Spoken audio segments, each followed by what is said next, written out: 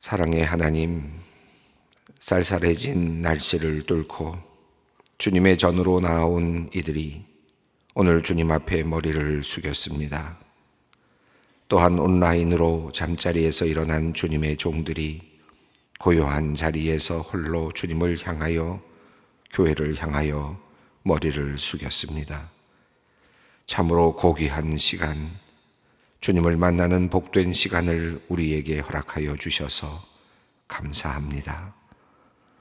새벽에 발걸음을 교회로 향하는 것이 얼마나 상쾌하고 즐거운지요. 기도를 마치고 돌아가는 발걸음이 얼마나 가볍고 행복한지요. 이른 새벽 홀로 주님 앞에 앉아 구별된 시간을 갖고 하루를 시작하는 것이 얼마나 감사한지요. 하나님, 오늘도 이 시간 주님을 찾는 모든 이들이 주님을 만나게 하시고 주님의 은혜를 입게 하여 주시옵소서. 날씨가 차가워지면서 또다시 한 해가 지나가고 있음을 깨닫습니다. 나이 들어감에 대해 다시 생각하게 되는 이 계절에 주님께 우리의 어르신들을 위해 기도합니다. 참으로 힘들고 어려운 시절을 보낸 우리의 부모님, 조부모님들, 나라를 빼앗긴 일제의 강점기를 견디고 6.25 한국전쟁의 포화 속에서 생명을 보존하느라 애쓰고 배고픔과 두려움과 고통을 참아내며 가족들을 돌보느라 힘썼던 우리의 어르신들이 이제는 세계의 강국이 되어 있는 대한민국, 경제 대국이며 세상 사람들의 부러움을 받고 있는 나라의 노인이 되었습니다. 부강한 나라가 되는데 큰 일을 감당해내셨지만 이제는 나이 들어 몸도 제대로 쓸 수 없고 정신도 많이 약해졌습니다. 모든 것을 바쳐서 키워낸 자녀들은 이제 바쁘게 돌아가는 세상에 적응하며 살아가느라 부모님들도 제대로 뵙지 못하는 처지가 되었습니다. 과거 어려운 시절에 부모님들, 조부모님들 모두 모시며 힘들게 가족을 부양하다 겨우 가정의 어르신이 되었지만 이제는 더 이상 자녀들이나 며느리, 사위, 그리고 손주들에게 존경받거나 공양받지 못하는 처지가 되었습니다. 지나간 시간을 돌아보며 바뀌어진 세상 속에서 깊은 고뇌를 느끼는 우리의 어르신들의 마음을 주님께서 헤아려 주시옵소서. 억울한 마음도 섭섭한 마음도 있을 줄 압니다. 하나님께서 우리의 모든 어르신들의 마음에 넉넉한 마음을 창조하여 주시옵소서. 또한 자녀들에게는 우리 어르신들을 기억하는 마음과 감사하는 마음을 창조하여 주시기를 원합니다. 자녀들이 부모님, 조부모님의 헌신과 사랑으로 얻게 된 많은 복들을 잊지 않게 하시고 항상 감사하는 마음을 잃어버리지 않게 하여 주시옵소서. 우리 소망교회 연로하신 은퇴 권사님들을 위해 기도합니다. 소망교회의 초창기부터 마음과 뜻을 다해 기도와 섬김으로 교회를 섬겨오신 귀한 여종들의 수고를 기억하여 주시고 축복하여 주시옵소서. 인생의 황혼이 찾아와 이제 주님 앞에 설 날이 얼마 남지 않은 상황이지만 마지막까지 주님을 사랑하는 일과 교회를 사랑하는 일을 놓치지 않게 하여 주시옵소서. 지난 시간 주님께 바친 귀한 헌신을 주님께서 기억하여 주시고 하늘의 위로와 평강을 더입혀 주시옵소서. 하나님, 권사 후보자들의 교육이 지난 토요일부터 시작되었습니다. 110여 분의 후보자들이 주님 앞에서 자신을 돌아보는 시간이 되게 하시고 부르심 앞에서 새로운 결단을 하는 귀한 시간이 되게 하여 주시옵소서. 지금까지 살아온 자신의 생애에 이제는 주님을 향한, 주님을 위한 새로운 삶의 여정으로 나아가길 원하오니 이들의 마음이 정결하게 하시고 분명하게 하여 주시옵소서. 소망교회를 바르게 세워 한국교회의 모범이 되게 하는 일에, 한국사회의 희망이 되게 하는 일에 헌신케 하여 주시옵소서. 루게릭병으로 힘든 시간을 보내는 집사님을 주님께서 보살펴 주시옵소서. 병의 진전이 더디어지게 하시고 치료의 문이 속히 열리게 하여 주시옵소서. 힘든 마음에 주님께 위로자가 되어 주시고 가족들과 더불어 행복한 시간들이 하나씩 채워져 가게 하여 주시옵소서. 뇌암으로 인해 말도 잘 하기 어렵고 걸음도 제대로 걷기 어려운 집사님을 위해 기도합니다. 이제 바랄 것은 주님의 은혜뿐이오니 주님께 모든 것 맡기고 주님만 바라보는 종에게 기적을 허락하여 주시고 주님의 살아계심을 나타내 보여주시옵소서. 남편과 딸의 기도를 들으시고 함께 기도하는 구역 식구들의 기도에 응답하여 주시옵소서. 신앙의 능력을 모두가 체험하는 시간으로 주님께서 이 위기를 역전시켜 주시옵소서. 작년에 왼쪽 백내장 수술을 받고 어제 오른쪽 눈 수술을 받으신 권사님을 위해 기도합니다. 수술이 잘 이루어지게 하시니 감사합니다. 잘 회복되게 하시고 보다 밝은 시력으로 세상을 보고 성도들을 보며 주님을 보게 하여 주시옵소서. 새로운 눈으로 성경을 읽을 때 더욱 은혜가 넘치게 하시고 어려운 이웃들을 볼 때 자비로움이 더딥혀지게 하여 주시옵소서.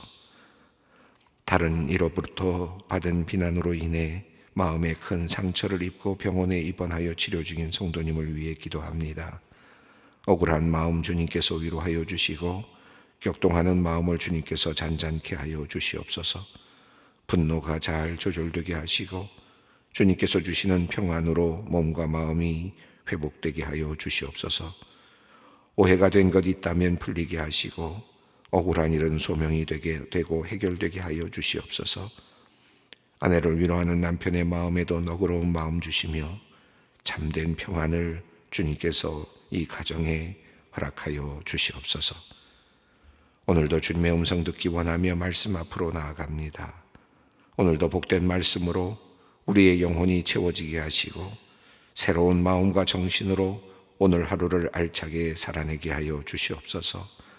부족하고 연약한 이들에게 오늘도 주님께서 힘이 되어 주시고 도움의 손길이 되어 주시옵소서. 예수님의 이름으로 기도드리옵나이다. 아멘.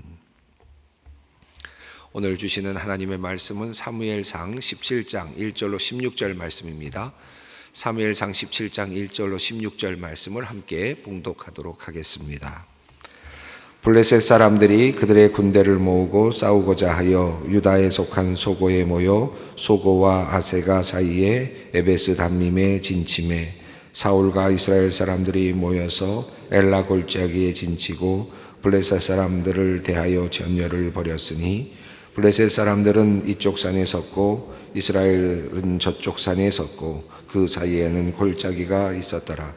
블레셋 사람들의 진영에서 싸움을 도두는 자가 왔는데 그의 이름은 골리앗이요 가드 사람이라.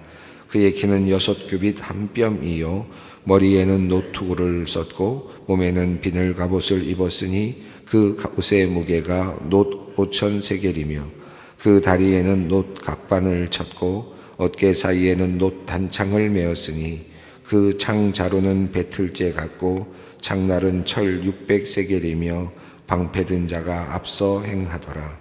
그가 서서 이스라엘 군대를 향하여 외쳐 이르되 너희가 어찌하여 나와서 전열을 벌였느냐? 나는 블레셋 사람이 아니며 너희는 사울의 신복이 아니냐? 너희는 한 사람을 택하여 내게로 내려보내라.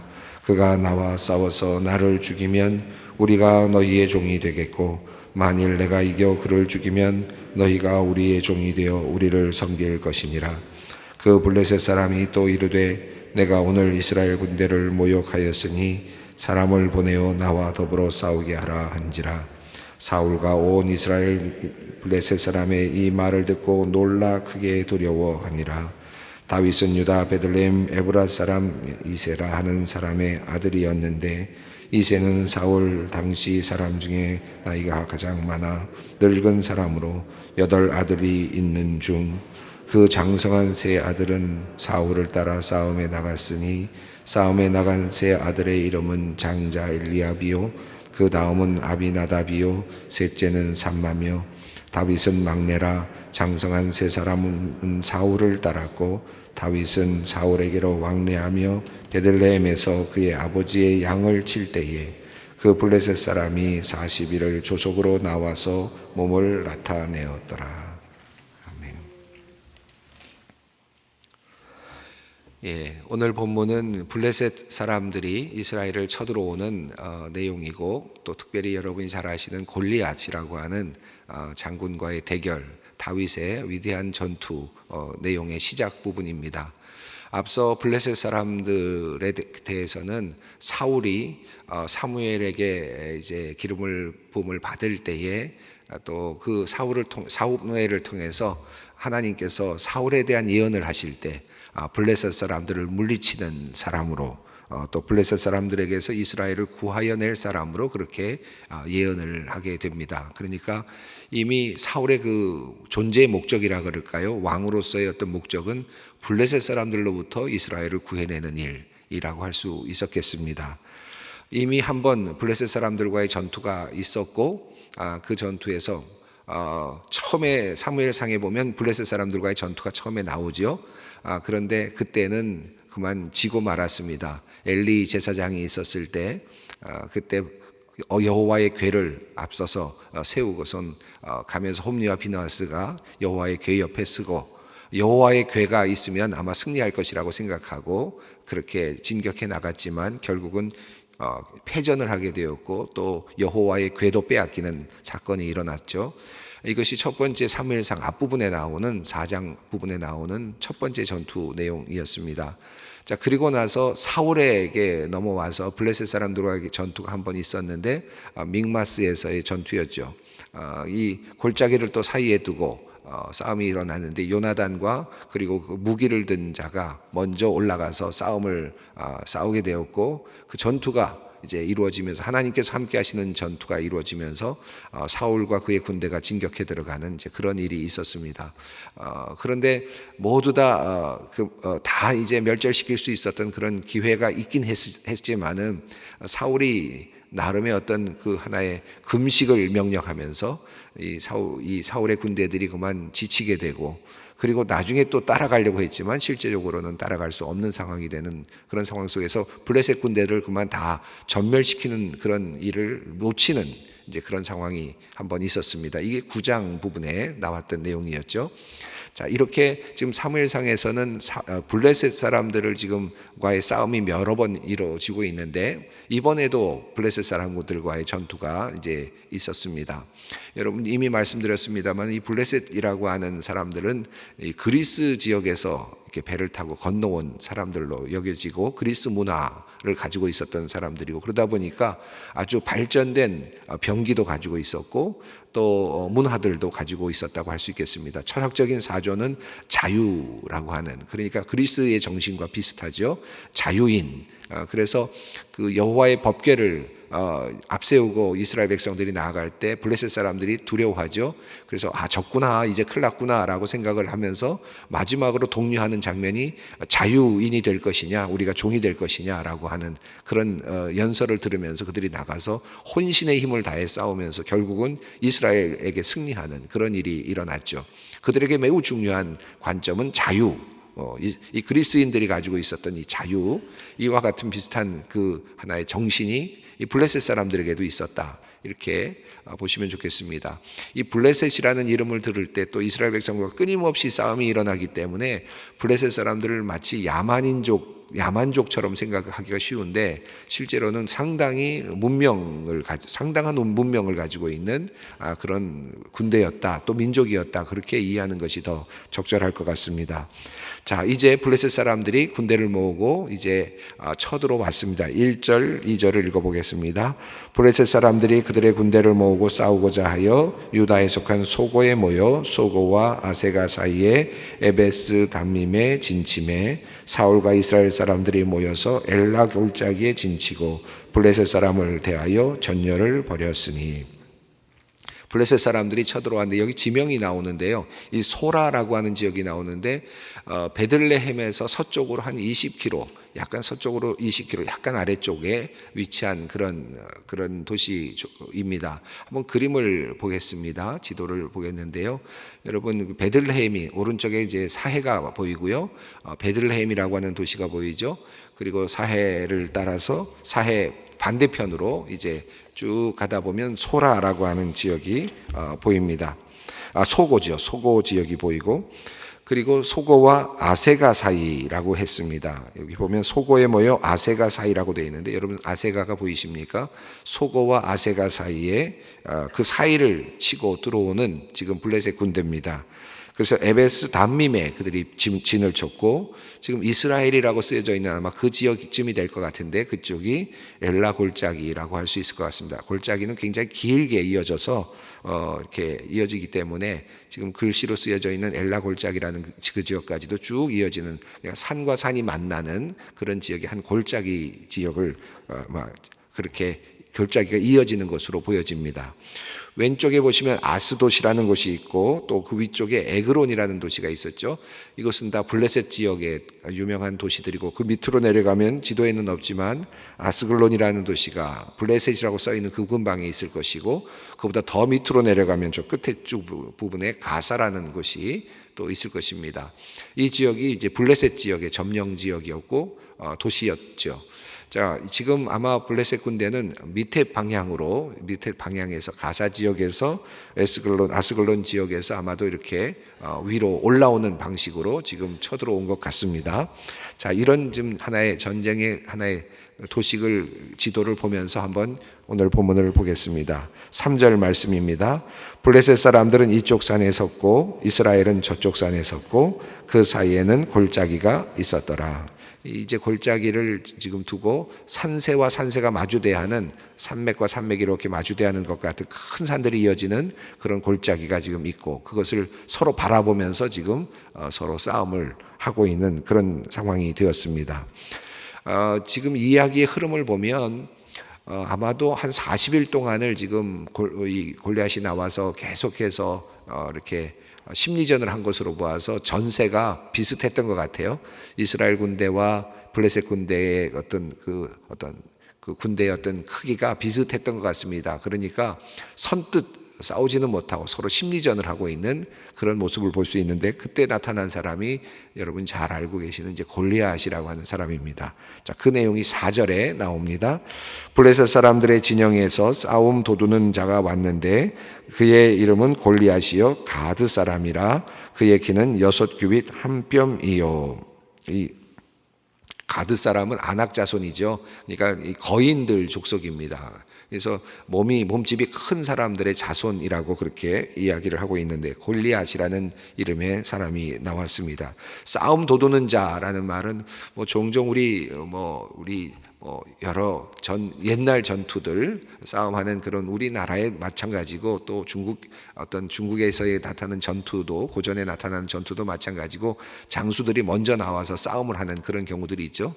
이 대표전이라고 할 수 있겠는데, 지금 여기서는 대표전에서 누가 이기든지 서로의 민족의 종이 되자라고 이야기하지만, 실제로 그렇게 되지는 않겠지만, 그러나 싸움을 싸워서 어떤 장수가 어떤 장수에게 패하면 아무래도 사기가 떨어질 수밖에 없고 전열이 흐트러질 수밖에 없으니까 아무래도 이제 패할 수밖에 없는 상황이죠. 그러니까 이 대표적인 장수들이 나와서 싸우는 것은 매우 중요한 전투라고 할 수 있을 것 같은데, 지금 이런 대표 장수가 나와서 이제 장수들에게, 이스라엘 장수들에게 이야기를 합니다. 누구든지 나와 싸우자. 이제 이렇게 나와서 싸움을 거는 거죠. 그런 지금 상황이라고 할 수 있겠습니다. 6규빗 1뼘이라고 이렇게 되어 있는데, 크게 어느 정도 될까요? 이스라엘 사람들이 참 굉장히 지혜로운데요. 우리가 보통 몇 센치 그러면 어느 정도 되는지 잘 모르지 않습니까? 그러니까 이스라엘 사람들이 크기를 재는 방식이 이제 몇 가지가 있는데, 이 한 손바닥이라는 개념이 있어요.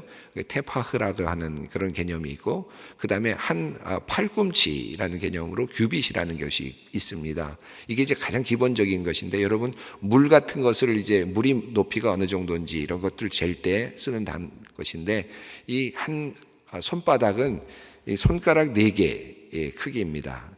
손가락 4개가 뻗쳐져 있는 이 정도의 크기가 테파흐라고 하는 크기라고 해요. 이 크기로 6번을 이렇게 접으면 규빗이 되는데, 규빗은 이렇게 했을 때 여기서부터 손가락 끝까지 이를 크기를 의미합니다. 그러니까 쭉 집어넣어서 여기까지 닿으면 한 규빗이 되는 것이죠. 대략 길이로 말하면 지금 테파흐는 한 7.4cm 정도가 된다고 하고 규빗은 44.4 45 정도 이렇게 된다고 합니다.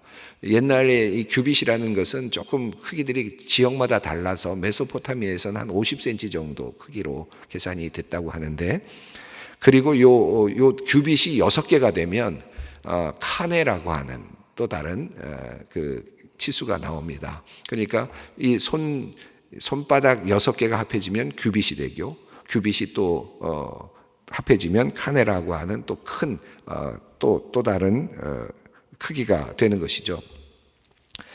그래서 이 카네라고 하는 크기까지, 그리고 한 뼘이라는 크기가 나오는데 이것은 좀 다르게 사용되는데, 우리 여러분 쓰시는 대로 한 뼘입니다. 끝에서 끝까지 오른 이 엄지에서 마지막 이 새끼손가락까지 길이 보통 22cm 정도 크기로 계산이 된다고 합니다.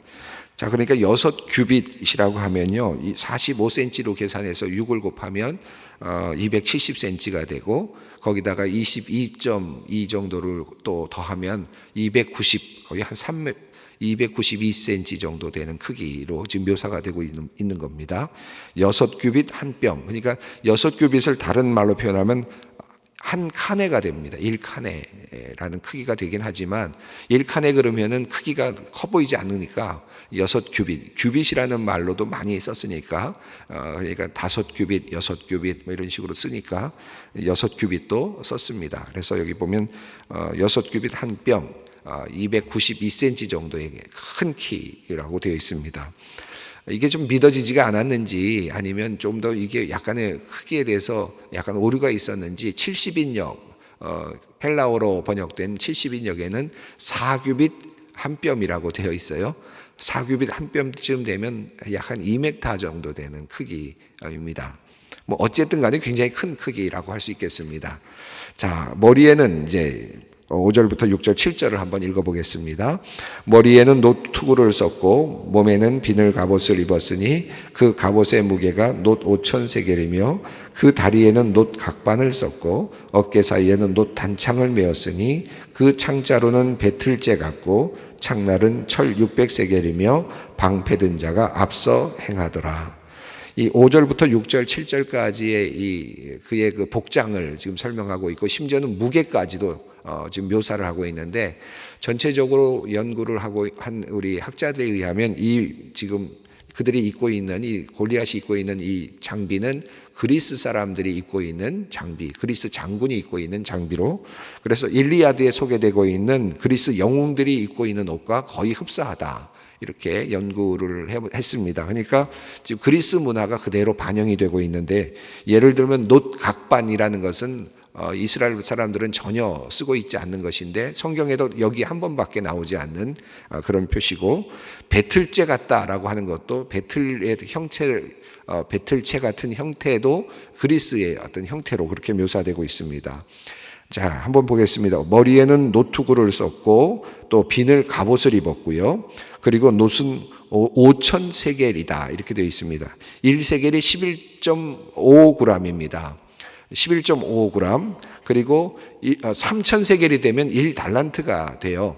그래서 3,000세겔이 되면 1달란트가 되니까 무게로 따지는 달란트는 1달란트는 35g 정도가 됩니다. 근데 지금 5,000달란트라고 그랬으니까 11.5g 곱하기 5,000이니까 57.5kg입니다. 57kg짜리 지금 옷의 무게가 57kg짜리 어마어마한 무게죠. 다리에는 놋각반을 썼고 다리에도 이제 그 방어하는 무기를 붙였다라는 것이고, 또 어깨 사이에는 놋 단창을 메었다. 이게 단창은 작은 칼이죠. 그리고 창자루, 7절에서는 창자루가 표현되는데 배틀째 같고, 그것은 철 600세겔이라고 그랬는데 철로 만들어져 있고 강력한 무기죠. 약 한 7kg 정도, 6.9kg니까 7kg 정도의 무게를 가지고 있는 것입니다. 여기 보면 그리고 지금 방패든 자가 앞서 행하더라 이렇게 되어 있습니다. 5, 6, 7절을 자세히 살펴보면 두 가지가 비어 있죠. 얼굴 부분을 지금 막고 있는 부분이 비어 있고요. 또 하나는 그에게는 지금 방패가 보이지 않습니다. 방패를 든 사람이 앞서 나가고 있다. 여러분, 여기 성경이 지금 말하고 있는 참 재미있는 표현들이 나타나는데, 자, 그리고 나서 8절입니다. 읽습니다. 그가 서서 이스라엘 군대를 향하여 외쳐 이르되 너희가 어찌하여 나와서 전열을 벌였느냐? 나는 블레셋 사람이 아니며 너희는 사울의 신복이 아니냐? 너희는 한 사람을 택하여 내게로 내려보내라. 제가 아까 말씀드렸습니다. 블레셋 사람들이 가장 중요하게 여기는 것은 자유인데, 지금 여기서 보면 나는 블레셋 사람이 아니냐? 이 말은 무슨 뜻입니까? 나는 자유인이 아니냐? 블레셋의 자유인이 아니냐? 너희는 사울의 종이 아니냐? 라고 이렇게 지금 꼬집고 있는 것입니다. 9절과 10절을 읽습니다. 그가 나와서 싸워서 나를 죽이면 우리가 너희의 종이 되겠고 만일 내가 이겨 그를 죽이면 너희가 우리의 종이 되어 우리를 섬길 것이니라. 그 블레셋 사람이 또 이르되 내가 오늘 이스라엘 군대를 모욕하였으니 사람을 보내어 나와 더불어 싸우게 하라 한지라. 자, 이렇게 싸움을 걸었습니다. 자, 그러자 어떻게 됐습니까? 11절입니다. 사울과 온 이스라엘이 블레셋 사람의 이 말을 듣고 놀라 크게 두려워하니라. 여기서 사울도 두려워했다라는 표현이 나옵니다. 백성들이 두려워하는 것까지는 좋은데 사울도 두려워했다. 저는 이 대목에서 물론 그저 인간적인 그런 표현을 쓸 수 있겠지만 사울에게는 지금 하나님은 도대체 어디 있는가? 그리고 이제 앞서 뒤에 나오지만 40일 동안 이런 이제 계속되는 이런 모욕을 당하는데 그럼에도 불구하고 꼼짝도 못하는 사울의 모습에서 사울에게는 과연 하나님이 어디 있는가? 정말 사울에게는 하나님이 있는가라고 하는 질문을 던질 수밖에 없습니다. 그는 지금 두려워하고 있습니다. 골리앗 앞에서 두려워 떨고 있는 것이죠. 12절부터 14절, 15절까지는 한 이야기가 살짝 끼워져 있습니다. 마치 전쟁과는 아무 상관이 없는 것처럼 보이는 베들레헴의 에브라임 사람이죠. 에브라임 사람 이스라고 하는 사람의 이름이 다시 거명이 되면서 그의 아들들이 8이 있었다. 앞서 나왔던 내용들을 다시 한번 정리해 주듯이 이야기를 하면서 그 아들 중에 3아들이 엘리압과 아비나답과 삼마가 전쟁에 지금 나가 있다라는 사실을 소개하고 막내 다윗은 어린 아이였기 아직도 어리였기 때문에 전쟁에는 나가지 않았다라고 그렇게 이야기를 하는 거죠. 장성한 사람은 사울을 따라갔고 다윗은 사울에게로 왕래하며 베들레헴에서 그의 아버지의 양을 칠 때에, 여기 15절이 이제 앞서 있는 이야기와의 그 괴리가 있지 않습니까? 지금 다윗은 어떻게 해서 사울 왕에게 나아갔습니까? 수금을 치는 사람으로 불려서 나가지 않았습니까? 그리고 사울 곁에서 수금을 치고 또 그의 옆에서 무기를 드는 자로도 그렇게 역할을 했다라고 하는데, 이 어린 다윗이기 때문에 때로는 집에 가서 양도 치고 또 필요할 때는 불려가고 했었다라고 하는 그런 표현을 지금 15절이 우리에게 알려주면서 앞의 이야기와 뒤의 이야기를 이어주고 있습니다. 자, 그런데 16절 읽습니다. 그 블레셋 사람이 40일을 조속으로 나와서 몸을 나타내었더라.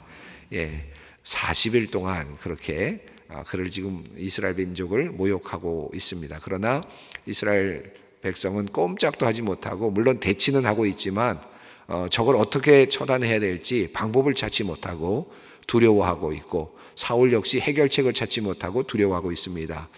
사실 블레셋 사람과의 전투를 보면 블레셋 사람과의 전투를 위해서 사울이 지금 세워졌는데요. 그런데 블레셋과의 전투, 사울이 했던 전투가 뭐 여러 전투가 있었을지 모르지만 성경에 나오는 전투를 보면 첫 번째 전투 mikmas의 전투는 요나단이 해결하고요. 요나단과 무기를 든 소년이 가서 해결을 하고, 그러면서 전쟁이 승기를 잡게 되고, 그리고 또 이 경우도 블레셋 사람이 또 쳐들어왔는데 또 40일 동안 꼼짝도 못하고 사울은 해결하지 못하는, 블레셋 사람을 처단하고 블레셋 사람으로부터 이스라엘을 보호해야 되는 임무를 가지고 있었던 왕이 그 역할을 제대로 감당하지 못하고, 그리고 결국 그냥 군대들만 모아서 군사들만 모아서 자기를 위해서 지금 존재하는 군사들로만, 섬기는 군사들만 쓰고 있는 참으로 무력해 보이는 왕의 모습이라고 할 수도 있겠습니다. 그는 40일 동안 그런 모욕을 지금 당하고 있습니다. 여기에는 지금 하나님의 존재는 보이지 않습니다. 오늘 읽은 본문 속에서는 여호와라는 이름도 또 하나님에 대한 기대도 전혀 나오지 않습니다. 그저 인간적인, 그저 세상적인 그런 일상이 소개되고 있는 듯 보입니다. 자, 여기에 이제 하나님께서 어떻게 이제 응답하시는지를 우리 다음 시간에 보도록 하겠습니다. 함께 기도의 자리로 나아가겠습니다. 하늘에 계신 우리 아버지, 아버지의 이름을 거룩하게 하시며 아버지의 나라가 오게 하시며 아버지의 뜻이 하늘에서와 같이 땅에서도 이루어지게 하소서. 오늘 우리에게 일용할 양식을 주시고 우리가 우리에게 잘못한 사람을 용서하여 준 것 같이 우리 죄를 용서하여 주시고 우리를 시험에 빠지지 않게 하시고 악에서 구하소서. 나라와 권능과 영광이 영원히 아버지의 것입니다. 아멘.